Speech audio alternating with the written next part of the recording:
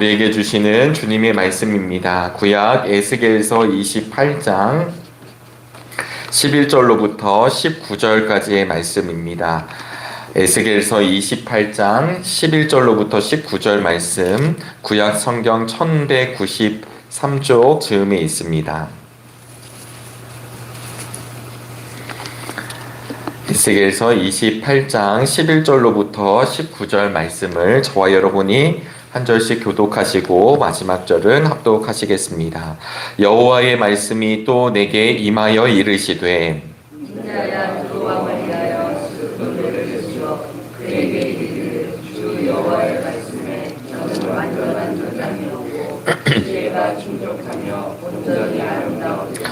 내가 옛적에 하나님의 동산 에덴에 있어서 각종 보석 곧 홍보석과 황보석과 금강석과 황옥과 홍마노와 창옥과 청보석과 남보석과 홍옥과 황금으로 단장하였으며 내가 지음을 받던 날에 너를 위하여 소고와 비파가 준비되었도다.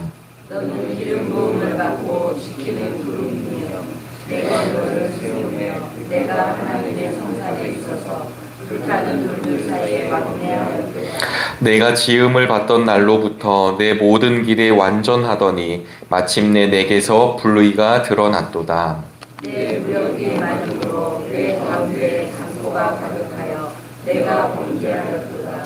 너 지키는 그루가 그러므로 내가 너를 더럽게 하여 하나님의 산에서 쫓아내고 불타는 돌들 사이에서 멸하였도다. 내가 아름다움으로 마음이 교만하였으며 내가 영화로움으로 내 지혜를 더럽혔으며 내가 너를 땅에 던져 왕들 앞에 두어 그들의 구경거리가 되게 하였도다.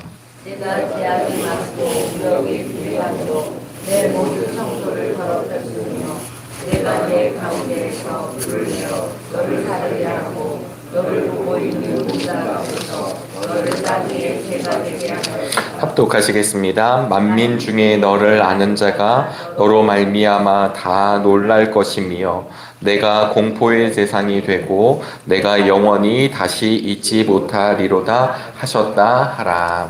아멘. 오늘도 하나님의 거룩한 임재 자리에 또 예배 자리에 오신 우리 정릉의 모든 성도님들을 주님의 이름으로 환영하고 축복합니다. 어제 한희철 목사님께서는 잘 LA에 도착하시고 또 시카고로 이동을 하셔서 잘 도착하셨다고 연락이 왔고요. 여러분 이제 있을 앞으로의 집회 일정을 위해서 또 하나님이 허락하신 그 교회에서 마음껏 은혜가 선포될 수 있도록 기도해 주시면 감사하겠습니다. 오늘 본문의 말씀은 좀 저희들에게 낯설기도 하지만 에스겔이 열방에 대한 심판의 부분 중에 두로에 대한 심판에 대한 내용을 저와 여러분들이 오늘 성서 일과로 만나게 되었습니다. 26장부터 28장까지가 계속해서 두로에 대해서 심판을 하는 내용인데요. 오늘 저희들이 읽은 28장은 마지막으로 두로 왕에 대한 심판에 대한 내용이고 27장에 보시면 두로 그 나라에 대한 심판에 대한 이야기가 나옵니다. 에스겔이 이 심판에 대한 이야기를 할 때 이렇게 방법이 있는데 하나가 무엇이냐면 두로나 두로 왕에 대한 죄악이 무엇인지를 설명해 주고 그리고 오늘 저희들이 읽은 본문의 말씀처럼 심판에 대한 멸망에 대한 예고를 하신 뒤에 그 다음에 애가 슬픈 노래를 부르고 탄식을 부르는 장면으로 지금 에스겔 선지자가 예언을 하고 있습니다. 열방에 대한 예언의 내용이지만 사실은 이 열방에 대한 예언을 통하여서 이스라엘 백성들에게도 하나님의 메시지를 에스겔이 주고 있습니다. 오늘 저희들은 11절부터 읽었지만 1절부터 10절까지의 말씀이 무슨 내용이냐면 두로가 어떤 잘못을 했는지를 이야기하고 있습니다. 특별히 1절부터 5절까지의 말씀을 보시면요. 두로는 이제 어떤 나라였냐면 해상 무역을 통해서 돈을 벌었던 나라입니다. 여러분 아시다시피 우리나라에서도 이렇게 부산이라든가 인천이라든가 이렇게 해상 무역이 있던 곳은 항상 돈이 도는 곳입니다. 돈이 많이 오고 가고 부자들도 있고 그런 것처럼 이 두로가 해상무역으로 인해서 큰 부와 영화를 누리게 되자 1절부터 5절을 한번 읽어보시면 어떻게 자신들을 표현하면 내가 신이라 이렇게 표현을 합니다. 두로가 이렇게 부자가 된 것, 잘 살게 된 것은 다 내가 신이기 때문에, 그리고 또 하나는 다니엘보다 내가 더 지혜롭기 때문에 이 두로 왕이 지금 이렇게 우리나라를 부자로 만들 수 있었고 내가 이렇게 혜택을 누리고 있다라는 것을 이야기하는 것입니다. 이것을 하나님이 지금 이야기하시는 것입니다. 본인이 신이라고 이야기하는 부분이죠.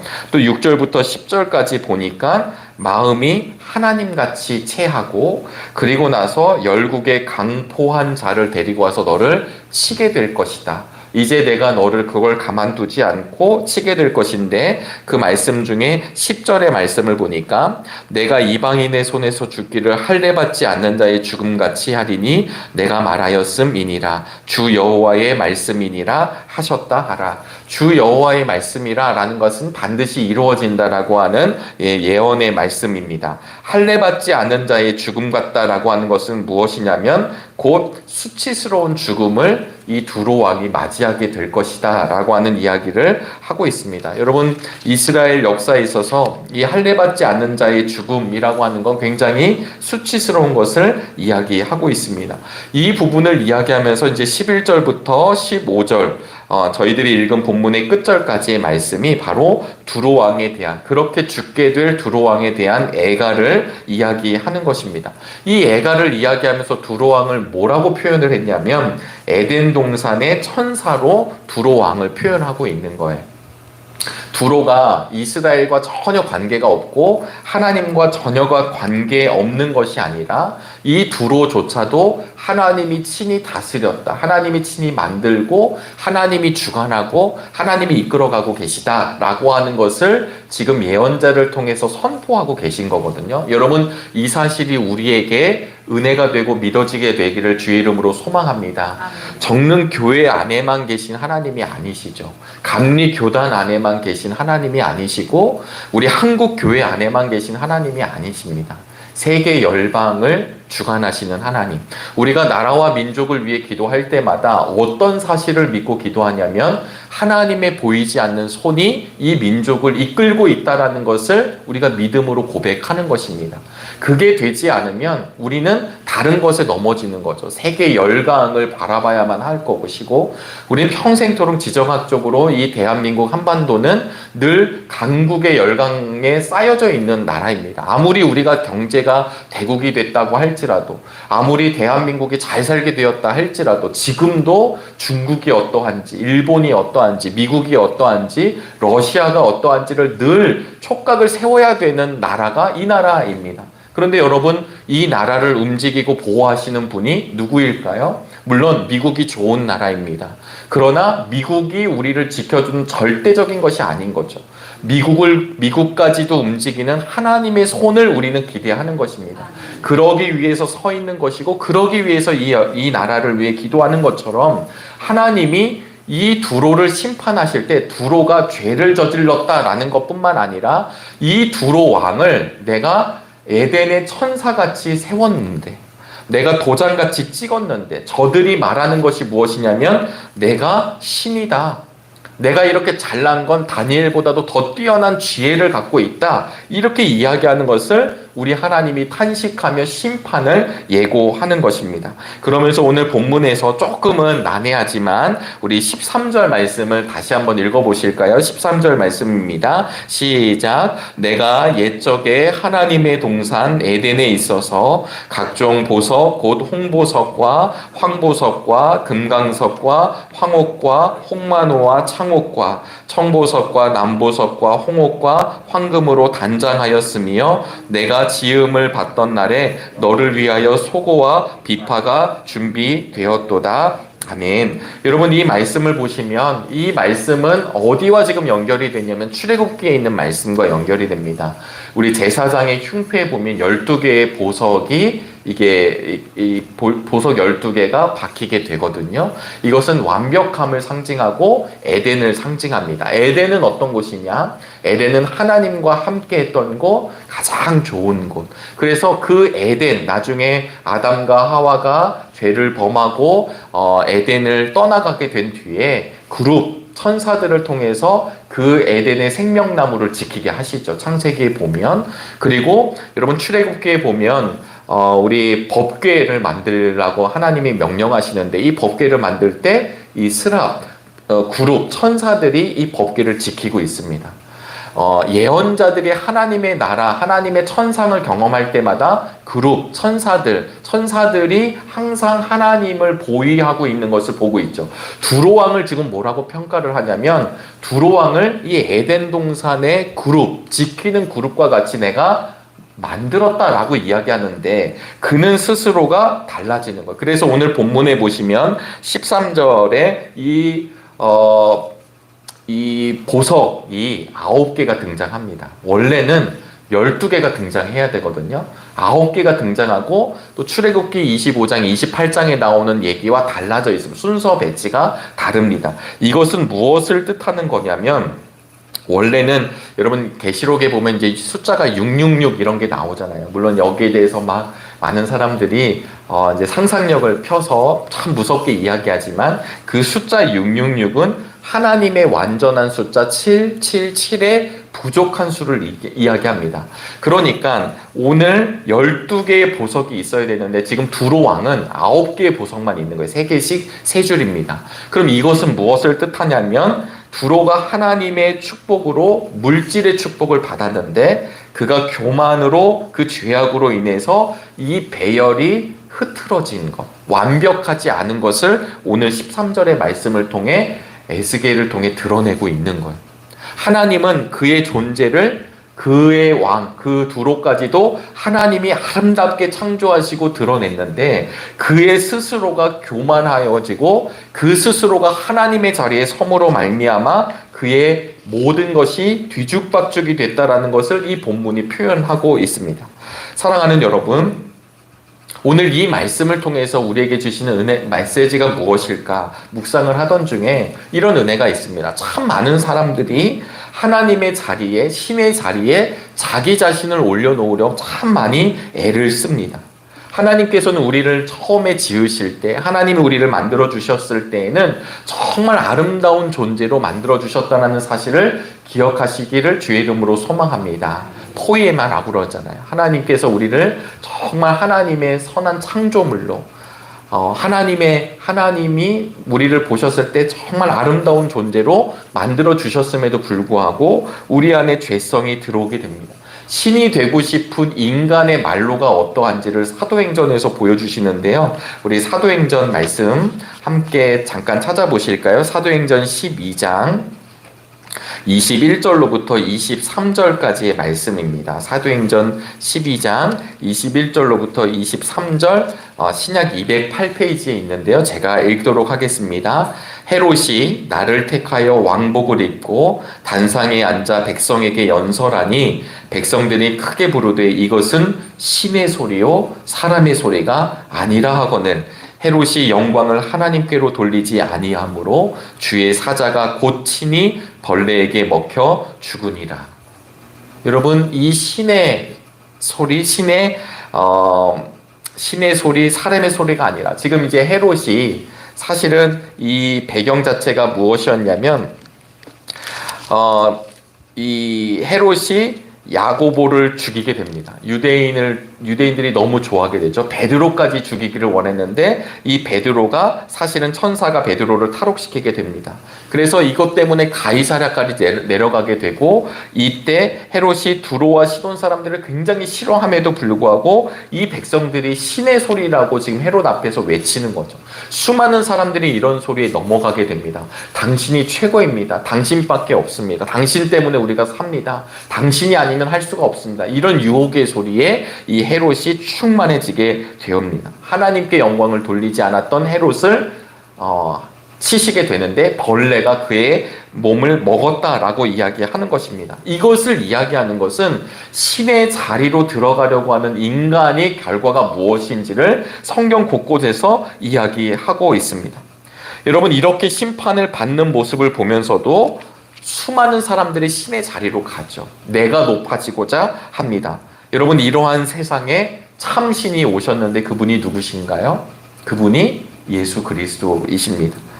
그 영광의 보좌를 버리시고 사람의 형체로 종의 모습으로 이 땅에 오셨음을 여러분들은 말씀을 통해 알고 있습니다. 그런데 모든 사람들이 다 신의 자리에 올라가길 원하는 거예요. 내가 신이 되길 원했기 때문에 신으로 오셨던 그분을 배척하였습니다. 그 자리가 어디냐면 십자가이죠. 끝까지 배척한 자리. 그래서 참신이었던 우리 주님을 우리 사람들은 십자가에 못 박아 매다는 것입니다. 그런데 빌립보서 3장 17절로부터 21절의 말씀을 보니까 여기에 이런 말씀이 등장하고 있습니다. 내가 여러 번 너희에게 말하였거니와 이제도 눈물을 흘리며 말하노니 여러 사람들이 그리스도의 십자가의 원수로 행하느니라. 그들의 마침은 멸망이요 그들의 신은 배요 그 영광은 그들의 부끄러움에 있고 땅의 일을 생각하는 자라. 여러분, 이 신의 자리가 결국은 어떤 자리냐면 자신의 배를 채우는 자리, 자신의 욕망을 채우는 자리임을 사도 바울이 정확하게 보고 있습니다. 그러면서 어떤 유명한 말씀이 나오냐면 20절 말씀입니다. 그러나 우리의 시민권은 하늘에 있는지라 거기로부터 구원하는 자 곧 주 예수 그리스도를 기다리노니. 저와 여러분들의 삶의 자리가 어디냐면 바로 우리 주님을 기다리는 자리이다라고 하는 것을 이야기하고 있습니다. 오늘 두로왕의 이야기이지만 이 두로왕은 자신의 욕망을 채우고 하나님이 주신 그 귀한 권세와 보좌와 자리를 자신의 욕망으로 탐하였으며 이 욕망으로 탐하면서 이 자리는 내가 신이기 때문이라고 하는 이야기를 하나님은 놓치시지 않으셨습니다. 사랑하는 여러분, 우리가 교회를 다닐 때에도 예수님을 믿는다 하면서도 우리의 소원을 성취하려고 믿을 때가 얼마나 많이 있는 줄 모릅니다. 그 유혹으로부터 여러분 이겨내시기를 주님의 이름으로 소망합니다. 영적인 분별이 있게 되기를 주의 이름으로 축복합니다. 제단에서 선포되는 말씀이 우리의 귀에 듣기 좋은 말씀도 있지만 우리의 폐부를 찌르는 말씀이 선포될 수밖에 없습니다. 왜냐하면 그 말씀 때문에 우리가 다시 십자가 앞에 엎드려지기 때문입니다. 이 새벽에 우리는 당연히 하나님의 은혜를 갈망하고 하나님의 역사를 사모하며 나아오셨습니다. 그러나 거기에 가장 첫 번째 자세는 무엇이냐면 바로 우리의 주인이 하나님이심을 고백하셔야만 합니다. 우리를 이끄시는 분이 하나님이시고 내 인생의 모든 것이 내 것이 아니라 하나님의 것임을 기억하는 사람들, 이것을 바울의 말을 빌어보자면 우리의 시민권은 하늘에 있다라고 하는 것입니다. 사랑하는 여러분, 자기의 영광의 몸을 낮추셔서 몸의 형체와 같이 변하게 하실 그분을 우리가 믿음으로 기다리실 수 있기를 주의 이름으로 소망합니다.